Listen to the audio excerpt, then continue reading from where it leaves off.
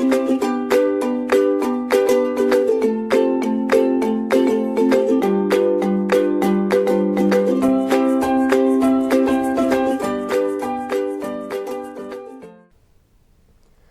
students, I am Deepika Pathak, Assistant Professor from Noida Institute of Engineering and Technology. Today I am here to discuss the hospital formulary part number 2.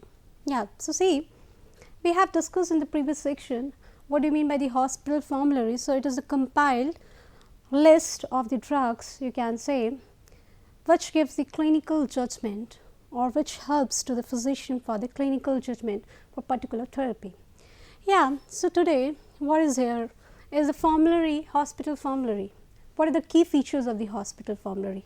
How we'll prepare the hospital formulary? What are the steps in it? So see, students, formulary is an essential part of the hospital pharmacy. Similarly, for the hospital itself also. Hospital pharmacy के लिए जो भी आपकी pharmacy है hospital के अंदर work कर रही है उसके लिए हॉस्पिटल फॉर्मूलरी बहुत इंपॉर्टेंट है. क्यों? बिकॉज हॉस्पिटल फार्मेसी को जो भी ड्रग्स प्रोक्योर करनी है, जो भी ड्रग्स सेलेक्ट करनी है for the procurement and for the distribution, for the dispensing, they will get the all information from the formulary. ठीक है, फॉर्मूलरी से हमें पता लगेगा कि कौन सी दवाएं हमें मंगानी है, कौन सी दवाओं को डिस्ट्रीब्यूट करना है, डिस्पेंस करना है. Everything will get from the formulary. That's why it's important part of the hospital pharmacy. Point number 2, it improves drug therapy in hospital. Yes. Why? Because everything is planned. They are not selecting on the random basis. Okay? Everything is planned, and why we have planned, how we have planned, this is the important question. So we have planned on the basis of the data we have seen. ठीक है, pharmacy therapeutic committee जैसे decide कर रही है कि हमें कौन सी formulations को ऐड करना चाहिए, कौन सी दवाओं को ऐड करना चाहिए हॉस्पिटल फॉर्मुलरी में. ये हमें कहाँ से मिला है डाटा? ये डाटा हमें मिला है whatever the results we have seen on the patients, whatever the data the clinical trials are saying. So it improves. That's why it is improving the drug therapy. अच्छा, ड्रग थेरेपी इम्प्रूव होने का मतलब क्या है ये समझना होगा हमें. क्या मतलब है इसका? एफिकेसी. ठीक है, आपकी थेरेपी की एफिकेसी कैसी है, ठीक है, कितना इफेक्टिव है. ठीक है, दूसरा साइड इफ़ेक्ट्स कम है. ठीक है, कॉस्ट कम है थेरेपी की. दूसरा हॉस्पिटलाइजेशन प्रिवेंट करता है. एडवर्स इफेक्ट्स कम है. ठीक है, साइड इफ़ेक्ट्स कम है. Adverse effects, toxicity, yes, toxicities. ठीक है, these are the parameters which we will take while we'll decide either it is really improving or not. So improves drug therapy in the hospital. So hospital formulary में हमने drugs ही उस तरीके से include की हैं जो कि more efficacious होंगी, जो आपकी cost effective होंगी, जो आपकी हॉस्पिटलाइजेशंस को प्रिवेंट करेंगी, एडवर्स इफेक्ट्स को रिड्यूस करेंगी और टॉक्सिसिटी को रिड्यूस करेंगी. Now PTC, I told you in the previous session या कि पीटीसी का बहुत बड़ा रोल होता है हॉस्पिटल फॉर्मुलरी बनाने में. So PTC take decision to make formulary. PTC formulary बनाती है और पीटीसी में होते कौन से मेंबर्स हैं? Physician from the different speciality, the nurses, the pharmacist, they all are the members. Now it allows standardization to reduce errors.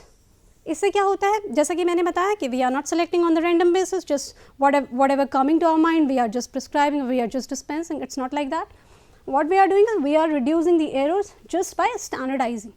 क्योंकि यहाँ पे हम क्या कर रहे हैं? स्टैंडर्डाइजेशन प्रोसीजर यूज़ कर रहे हैं. ठीक है, ये हमने डेटा से लिया है, हमें डेटा से पता लगा है, लिटरेचर से पता लगा है.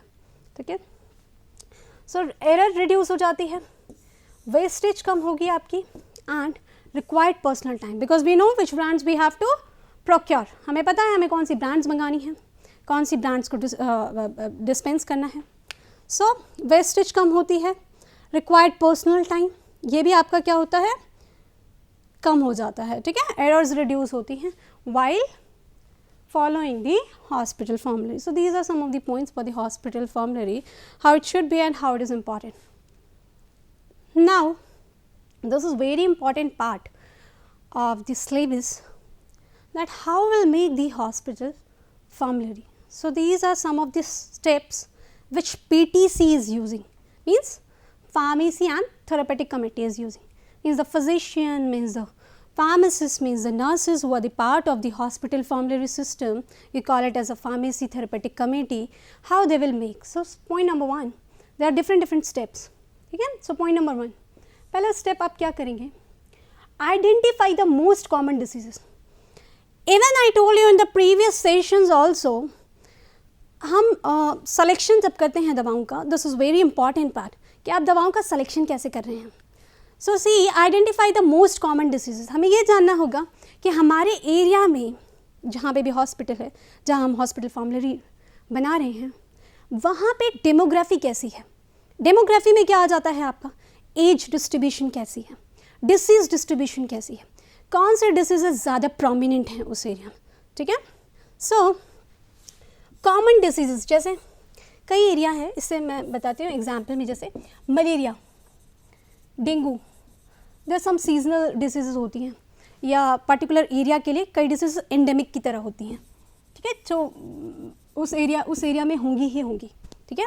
सो लाइक यू कैन से एक पर्टिकुलर एरिया है, हाइपरटेंशन के बहुत पेशेंट्स होते हैं, डायबिटीज़ के बहुत पेशेंट्स होते हैं. सो हमें देखना होगा कॉमन डिसीजेस कौन सी हैं.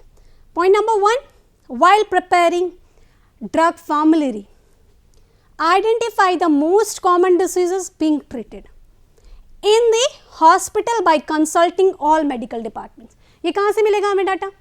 Of course, the patients who are coming to the hospital, the physician will tell. That's why the physicians are the part, and from this different speciality we are taking the physicians, है ना. So physicians को हम different speciality से ले रहे हैं, और they will tell the information about the common diseases being treated. List बना लेंगे हम. हाइपरटेंशन होता है पेशेंट को, डायबिटीज़ भी है, डायबिटीज़ मेलाइटस, मलेरिया, डेंगू, ठीक है, जीआईटी इन्फेक्शन. हमें पता लग गया दीज आर दी डिजीजेस जिनके लिए हमें ज़्यादा ध्यान देना है, ठीक है.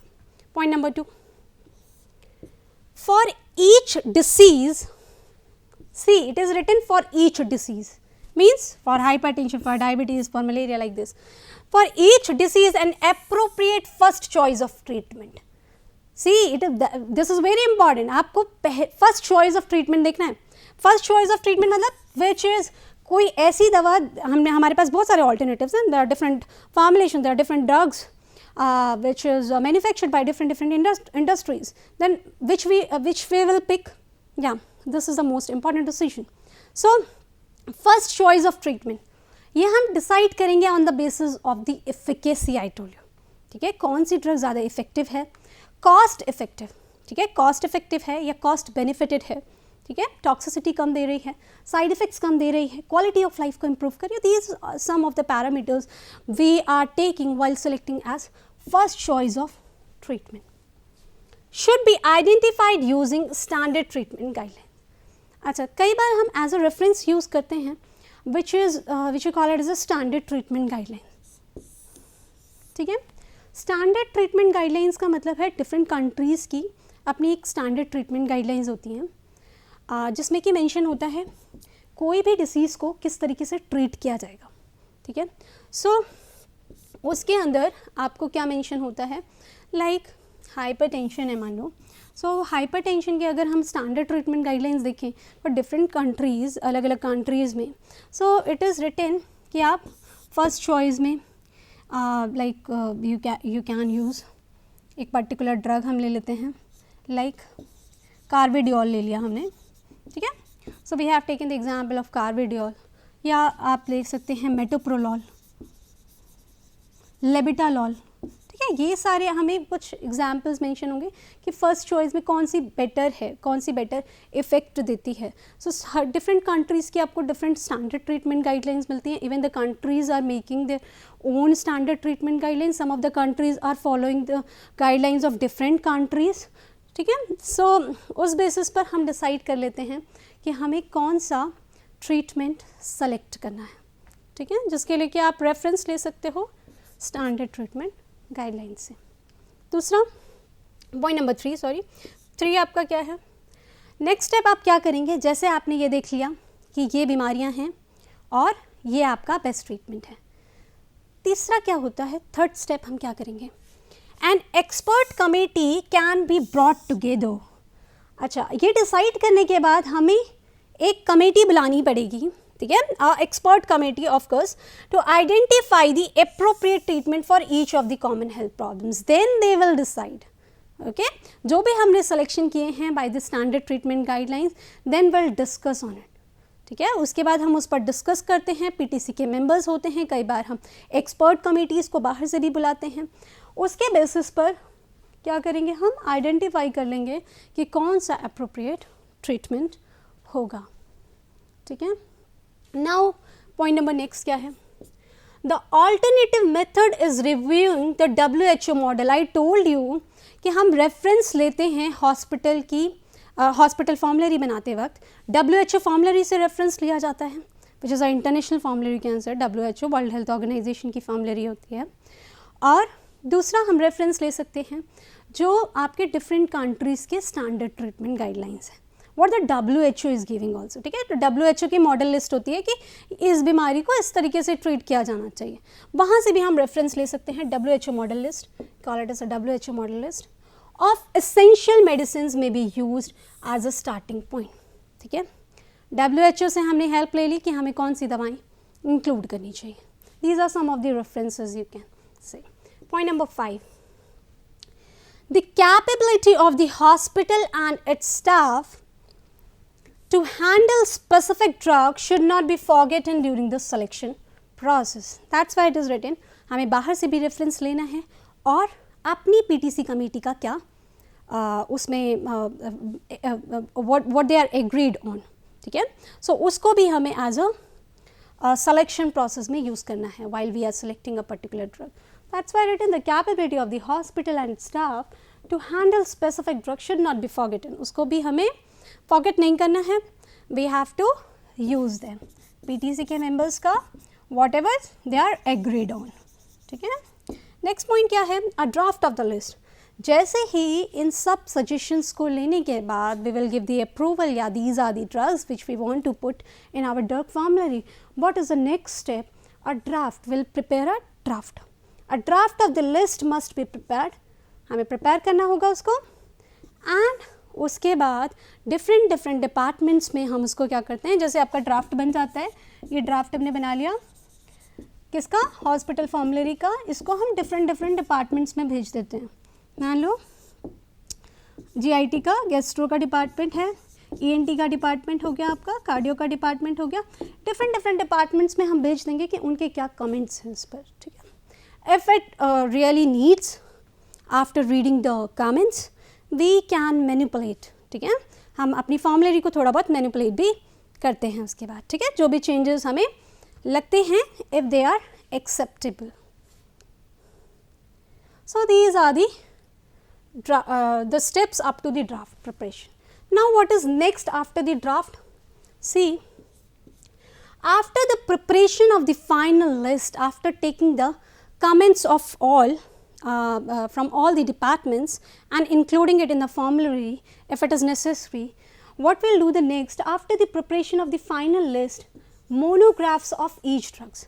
अच्छा, हम उसमें क्या करते हैं, मोनोग्राफ्स भी मेंशन करते हैं, मोनोग्राफ्स बनाते हैं। मोनोग्राफ्स का मतलब होता है दवा के बारे में everything is written, like the drug का जेनरिक नेम क्या है, स्ट्रेंथ क्या है, सॉलिबिलिटी क्या है, क्या यूजेस हैं, किस तरीके से एडवर्स इफेक्ट्स हैं, क्या टॉक्सिक, पूरा डेटा मेंशन होता है मोनोग्राफ में, ठीक है। So monograph for each drug should be prepared and should contain unbiased information.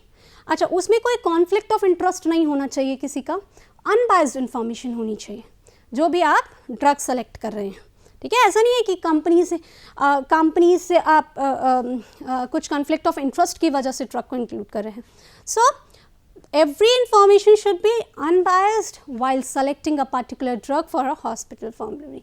Next point क्या है, the DTC means the PTC, ठीक है, drug and therapeutics committee, which also compiles of the physician, pharmacist, same as of the PTC, must deliberate on their comments and provide feedback, ठीक है।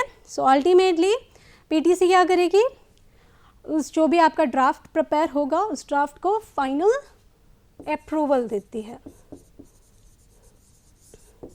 ठीक है, DTC बोल रहे हैं या फिर PTC, ठीक है, pharmacy and therapeutic committee. What the PTC will do, must deliberate on their comments and provide feedback, ठीक है, उसको फाइनल अप्रूवल मिल जाएगी.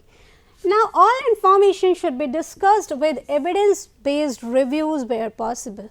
So I told you even before selecting we are doing the literature reviews, we are taking the information from clinical trial studies, pharmacovigilance studies, the studies, the reports which are on the lot of patients, number of patients, we are taking the information from there.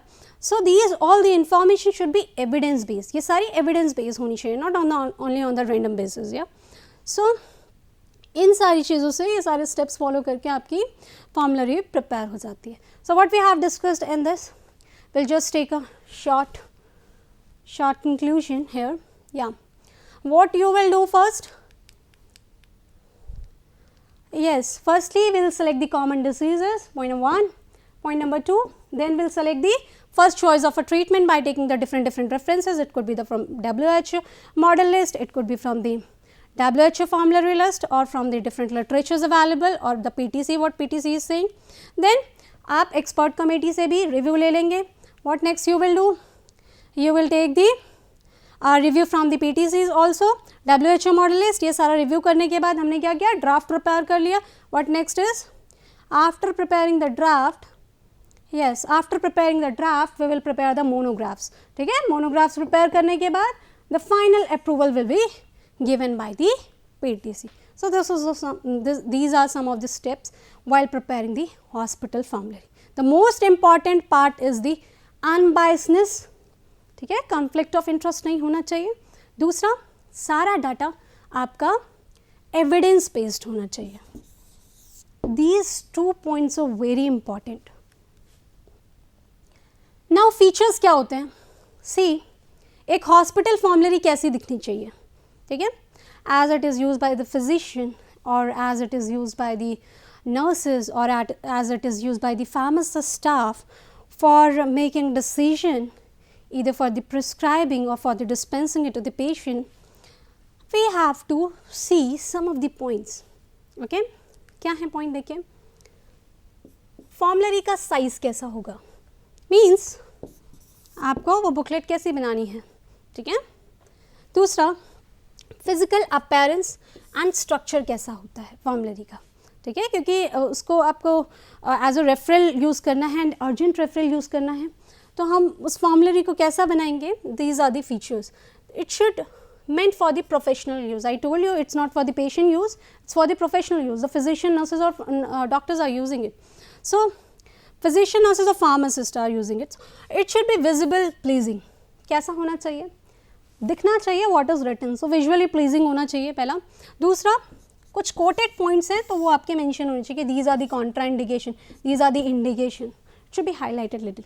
So visually pleasing होना चाहिए, easily readable होना चाहिए. इतना भी ऐसा short, बहुत ही small letters भी नहीं होना चाहिए कि बहुत font जो है वो बहुत ही small है कि वो easily readable नहीं है, वो चीज़ भी नहीं होनी चाहिए. easily readable होना चाहिए. short compiled book होनी चाहिए आपकी with proper grammar. ऐसा नहीं है we want to say something and people are taking it wrong. People, in sense, the physician are taking it wrong or the nurses or the pharmacists are taking it wrong. So it should be with the proper grammar, with the correct spelling, because drugs में क्या होता है, दो drugs हैं आपकी, वो आपकी look alike हैं, same, थोड़ा सा एक word change हो गया है, formulation बदल गई, आपकी dose बदल गई है. So correct spelling is very important with a neat design. ठीक है. So these are some of the features we have to note, we have to follow while preparing the hospital formulary. Now, as I told you, the hospital in the definition part, yeah, कि hospital formulary आपकी क्या है, compilation है, जिसमें कि pharmaceutical agents mention हैं, कौन कौन से pharmaceutical agent एक hospital के अंदर use किए जाने चाहिए अगर hospital अपनी hospital formulary बनाते हैं तो, specific for particular hospital. उस time में this is very important, the very important topic is the revision. ठीक है, हमें रिवीजन करनी है। हॉस्पिटल में रिवीजन की रिक्वायरमेंट है, ठीक है, कोई दवा को ऐड करना है, कोई दवा को डिलीट करना है। So there are some of the reasons, क्योंकि हम ऐसे ही कोई भी एडिशन या डिलीशन नहीं करते हैं, ठीक है। देयर ऑफ कोर्स कोई बेटर एफिकेसी आ रही है कोई दवाओं की, एडवर्स इफेक्ट्स कम हो रहे हैं, कॉस्ट इफेक्टिव है दवा, ठीक है। सो उस बेसिस पे हम रिवीजन करते हैं। तो रिवीजन का मतलब क्या है, रिवीजन में आपके दोनों पॉइंट आ जाएंगे, एक आता है एडिशन और दूसरा होगा आपका डिलीशन, ठीक है, कि आप एडिशन भी करेंगे दवाओं की और डिलीशन भी कर सकते हैं। कोई दवा न्यू ऐड कर सकते हैं, कोई दवा सब्सटीट्यूट कर सकते हैं, ठीक है, या कोई दवा डिलीट कर सकते हैं आपकी बुकलेट से। नाउ पॉइंट नंबर 1, कैसे हम रिवीजन करेंगे। सिर्फ रिवीजन क्या होता है आपका, ऐसा नहीं है, बिकॉज रिवीजन जब की जाती है कोई भी दवा की तो हम उसमें पीटीसी का बहुत बड़ा रोल होता है, फार्मेसी थेरेपेटिक कमेटी का। They will recommend if it is really needed, of course then will put new drug in the list or will delete it. Point number 1, selected drugs are entered in the formulary but the entry of a new drug is a complex procedure, ठीक है। कोई भी formulary को without any addition or without any deletion, the revision is quite easier if you will compare it with another you can say if you are revising it for the addition or deletion. So selected drugs are entered in the formulary but the entry of a new drug is a complex procedure. इसीलिए जब भी कोई भी नया दवा कोई भी new drug add करनी होती है तो थोड़ा कॉम्प्लेक्स प्रोसीजर होता है। The members alone are not competent उस, बिकॉज हमें वहाँ पे क्या है, रीजनिंग देनी है, ठीक है। We have to tell how it is better over the previous one, ठीक है। सो उसके लिए हमें क्या चाहिए होते हैं, एक्सपर्ट मेंबर्स चाहिए होते हैं either from the outside, बाहर से भी दूसरे ऑर्गेनाइजेशन से, we can take the recommendations or from suggestions from the experts also. Committee can take help from the various experts. Yeah, I told you for inclusion of specialized drugs. अगर आपको कोई भी नई दवा ऐड करनी है, as this is a complex procedure, you will take the help of the experts. Any formulation whose formula is not disclosed, जिसका formula आपको नहीं पता है, कोई भी नई दवा है मान लो, तो आप उसको फॉर्मूलरी में नहीं डाल सकते, क्योंकि आई told you in the previous slides also, जब भी आप कोई भी फॉर्मुलेशन कोई भी न्यू ड्रग ऐड करते हैं, we have to give the monograph, and in the monograph the formula is there. So the formula where the formula is not disclose, you can't put it in the formulary. This is one of the important part for the inclusion. So what needs the most for the inclusion is the formula, ठीक है, हमें formula पता होना चाहिए. The PTC, Pharmacy Therapeutic Committee, makes certain guidelines for the inclusion and deletion. There's some of the guidelines. What are these guidelines? See, revision. क्या guidelines हैं आप देखिए. Generally for addition and deletion या change in the drug product. कई बार हमें drug product बदलने हैं. जैसे मान लो अभी हम सिरप की फॉर्मुलेशन यूज़ कर रहे हैं, उसके बाद हम सस्पेंशन पर आ गए, हमने सस्पेंशन यूज़ करना स्टार्ट कर दिया, एमल्शन यूज़ करना स्टार्ट कर दिया. So this is called as a change in the drug products और the removal of the drug from the market. So there are many reasons. या कोई भी दवा आपकी ऐसी है जो मार्केट से क्या हो चुकी है, रिमूव हो चुकी है, उस टाइम हमको डिलीट करना होगा. Changes in the hospital policies, hospital की पॉलिसीज़ बदल चुकी हैं, सो उसके अकॉर्डिंगली कोई दूसरी जो ड्रग है, कोई दूसरी मेडिसिन है वो ज़्यादा इफेक्टिव है, ठीक है, with their proper reasonings also. And procedures, the formulary need the revision annually. I told you formulary को हमें ईयर बेसिस पर रिवाइज करना होता है. अच्छा, अब रिवीजन जब हम करते हैं तो उसमें हम 2 स्टेप्स फॉलो करते हैं. क्या हैं वो 2 स्टेप देखिए. या तो आप रिवीजन कर सकते हैं, एक कॉपी अटैच कर दें बैक कवर, फॉर्मुलरी के बैक कवर में, ताकि पता लग जाए these are the revision part. या फिर आप एक डिफरेंट कलर यूज़ कर सकते हैं, ठीक है, using a different colour for the cover. जो भी आपकी फॉर्मुलरी है जिसको कि आपने रिवाइज किया है, उसका कवर कलर बदल दें, ठीक है. सो कलर फॉर द कवर, इस तरीके से हमें थोड़ा सा पता लग जाता है कि yes there is a revision, ठीक है. These are some of the 2 points you can use for representing the revision. Now see, during revision and preparation of the formulary system methods used are. कौन कौन से methods use होते हैं जब आप क्या करते हैं, फॉर्मुलरी की रिवीजन करते हैं, ठीक है। तो देखो मैंने अभी बताया जैसे कि आपके क्या होते हैं दो देयर मेनी फैक्टर्स, काफ़ी फैक्टर्स हम यूज़ करते हैं जब दवाओं को सेलेक्ट किया जाता है, जैसे एफिकेसी बताया आप लोगों को, टॉक्सिसिटी बताया है ना, और आपका साइड इफ़ेक्ट्स, एडवर्स इफ़ेक्ट, कोई भी ड्रग फार्माकोकाइनेटिक प्रोफाइल क्या है, and very important the cost, कोई भी ड्रग कितनी कॉस्ट इफेक्टिव है।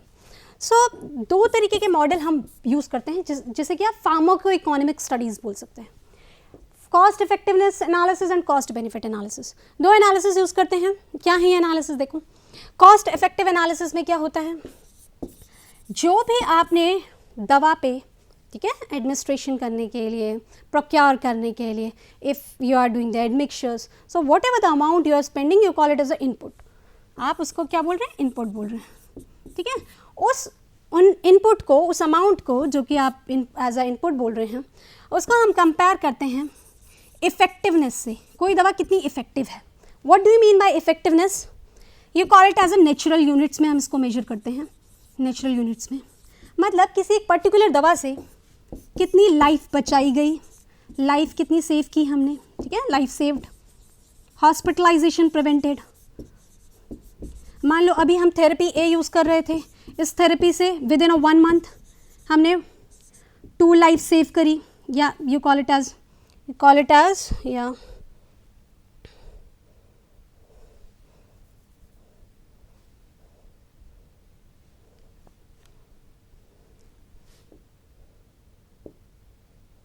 या so you call it as, मान लो 30 लाइफ सेव करी आपने, ठीक है। अभी आपको कोई ड्रग थेरेपी मिली, थेरेपी बी, थेरेपी बी मिली जिससे कि हमने 50 लाइफ सेव की, तो of course which is the better alternative, of course this is, ठीक है। सो हम इसमें क्या करते हैं, नेचुरल यूनिट्स की फॉर्म में मेजर करते हैं, ठीक है, इफेक्टिवनेस के लिए। दूसरा आपका क्या हो सकता है, हम कॉस्ट बेनिफिट एनालिसिस कर सकते हैं। यहाँ पर हम कंसिक्वेंसेस को कैसे लेंगे, मॉनेटरी वैल्यूज़ की फॉर्म में।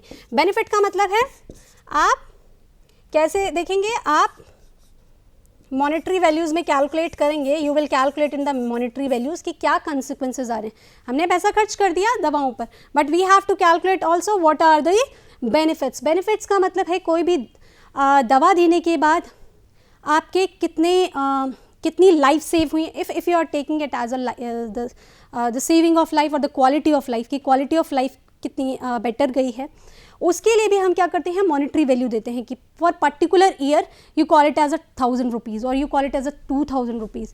सो यहाँ पे बेनिफिट के लिए जब आप कॉस्ट बेनिफिट एनालिसिस करते हैं तो कॉस्ट एंड बेनिफिट दोनों को ही मॉनेटरी वैल्यू में लिया जाता है। Whereas the cost effective analysis के लिए हम क्या करते हैं, जो भी पैरामीटर्स आप कंसिक्वेंसेज में ले रहे हैं, इधर it is a life saved, इधर it is a hospitalization prevented, or you can say any other parameters you can also include, but they all are in the natural units, ठीक है। सो ये इस तरीके के मॉडल्स हम यूज़ कर सकते हैं, मॉनेटरी और addition of a new drugs in the formulary. कैसे आप एडिशन करेंगे, सी एडिशन करने के लिए पहला तो हमें रिक्वेस्ट फॉर्म बनाना पड़ेगा, request for addition and deletion form, ठीक है। यहाँ पे हम रिक्वेस्ट डालते हैं इधर as a request for addition और डिलीशन फॉर्म। क्या इन्फॉर्मेशन ज़रूरी होती है from the pharmacist point of view, see list of the specific pharmacological action of the medicine. Point number 2, reasons, हमें रीज़न देने होंगे कि क्यों कोई भी दवा इफेक्टिव है, by it is superior to the current formulary medicine. The many reasons I told you, cost effectiveness आप देख सकते हैं, कॉस्ट बेनिफिट से देख सकते हैं, we can check the efficacy, we can check the toxicity profile, we can check the pharmacokinetic profile. इस basis पे हम कोई भी ड्रग को रीजनिंग देंगे why it is superior. Specific literature support, of course सिर्फ वर्बल नहीं होगा, we have to give the literature, ठीक है, हमें उसको रिलेटेड जो कि डाटा सपोर्ट कर रही है आपकी रीजनिंग का। Background on the financial support receive from, अच्छा आपको सप्लायर से भी अगर किसी तरीके का कन्फ्लिक्ट ऑफ इंटरेस्ट है तो वो भी उसका बैकग्राउंड देना पड़ता है, ठीक है। इट शुड नॉट हैपन, ऐसा नहीं होना चाहिए, कोई भी कन्फ्लिक्ट ऑफ इंटरेस्ट नहीं होना चाहिए सप्लायर से for selecting a particular drug. That's why it's very important to take note in the information needed by the physician while selecting a particular drug in the formulary. Medicines information should contain from the, देखो अब medicine information जो भी आप addition और deletion कर रहे हैं उसके लिए प्राइमरी लिटरेचर आप ले सकते हैं, प्राइमरी लिटरेचर का मतलब होता है जो बहुत ही बेसिक लिटरेचर होती है। बेसिक लिटरेचर का मतलब है आपका पब्लिश्ड स्टडीज़, है ना, जो भी आपकी published journal you can say research, ठीक है, रिसर्च आर्टिकल्स होते हैं, these all are come under the primary literature. दूसरा आप यूज़ कर सकते हैं international newsletters, standard treatment guidelines by the WHO from the different countries और itself from your own countries if it is available. So standard treatment guideline से हम information ले सकते हैं फॉर एनी एडिशन और the deletion, if there is any textbook or internet sources are saying it. All sources I said, जब भी हम पहले भी पढ़ रहे हैं कि क्या क्या स्टेप्स होते हैं उसमें भी हमने पढ़ा। क्रेडिबिलिटी बहुत इंपॉर्टेंट है, ठीक है, जो भी आप कर रहे हैं वो ट्रस्टवर्दी होना चाहिए, रिलायबल होना चाहिए एंड अनबाइज्ड होना चाहिए, कोई कॉन्फ्लिक्ट ऑफ इंटरेस्ट नहीं होना चाहिए। Evaluation is performed using established criteria, जो भी एवैल्यूएशन की जाएगी only on the basis of the guidelines what is written for the formulary management. The medication information I told you, जिन दवाओं के लिए आपका फॉर्मूला डिस्क्लोज नहीं है वो आप मेडिसिन को इंक्लूड नहीं कर सकते। It's written the medication information, monograph is written, monograph is very important. Now coming to the medication monograph should include the details about क्या क्या होगा उसमें, फार्माकोलॉजी, फार्माकोकाइनेटिक्स, ADME पूरा, absorption, drug absorption, distribution, metabolism, excretion. Efficacy क्या है, अच्छा efficacy हम compare करते हैं प्लेसिबो के साथ। प्लेसिबो का मतलब होता है आपका which is only effecting you can say psychologically, जो आपको साइकोलॉजिकली इफेक्ट कर रही है, ठीक है, साइकोलॉजिकली बस इफेक्ट करती है, उसका कोई थेरेपेटिक इफेक्ट नहीं होता है। सो आप प्लेसिबो के साथ या कोई दूसरे ऑल्टरनेटिव के साथ कंपैरिजन करने के बाद जो भी डाटा से पता लगता है which is best will use. Clinical trial analysis क्या बताती है या एडवर्स ड्रग रिएक्शन रिपोर्ट्स क्या बता रही हैं, उसके बेसिस पे you can decide which drug we have to add. Formulary recommendations होती हैं जो कि DTC बताती है आपकी, DTC मतलब वही same pharmacy therapeutic committee. Recommendation should include dosage forms mention करनी है हमें, स्ट्रेंथ मेंशन करनी है, 100 ग्राम या 100 mg लाइक दिस 100 mg, ठीक है, पर ml। If we are making the formulations like syrup, suspensions, emulsion, specific guidelines for administration for use should be placed in the formulary recommendations. Yeah. Selection criteria क्या होते हैं दवाओं के लिए, देखो ये है आपका, कोई भी नई दवा आप सेलेक्ट करोगे तो डिसीज पैटर्न पर डिसाइड किया जाता है कि कंट्री का कॉमन डिसीज पैटर्न क्या है, दवा कितनी इफेक्टिव है, कितनी सेफ है, ठीक है, सेफ्टी में हम एडवर्स इफेक्ट रिड्यूस करेंगे, साइड इफेक्ट्स रिड्यूस करेंगे। क्वालिटी कैसी है दवा की, ये आप कॉस्ट एंड इफिकेसी दोनों पैरामीटर्स पे डिसाइड करो, ठीक है, cost and cost effectiveness. I told you हम इफेक्टिवनेस स्टडी करते हैं जिसमें हम देखते हैं कि लाइफ कितनी हम क्योर कर पा रहे हैं, हॉस्पिटलाइजेशन कितनी प्रिवेंट कर रहे हैं। Medicine that are well known, health system, personnels का यूज़ करते हैं, फाइनेंशियल रिसोर्सेज क्या क्या अवेलेबल हैं, ठीक है। डिलीशन के लिए हमारा लास्ट क्या है, सी, जब भी कोई दवा को डिलीट किया जाता है तो मेडिसिन जिनमें कि आपका सफिशिएंट एविडेंस नहीं है एफिकेसी के लिए, मतलब इफेक्टिव नहीं है इतनी, उनको हम डिलीट कर सकते हैं। सेफर नहीं है, बहुत ज़्यादा एडवर्स इफेक्ट्स दे रही हैं, क्वालिटी अच्छी नहीं है, उस टाइम आप दवाओं को डिलीट कर सकते हैं, या फिर वो आपके क्राइटेरिया को मीट नहीं करती, हॉस्पिटल के क्राइटेरिया को मीट नहीं करती कॉस्ट इफेक्टिव होने के लिए, कॉस्ट बेनिफिट होने के लिए। तो these are some of the recommendations for the addition and deletion.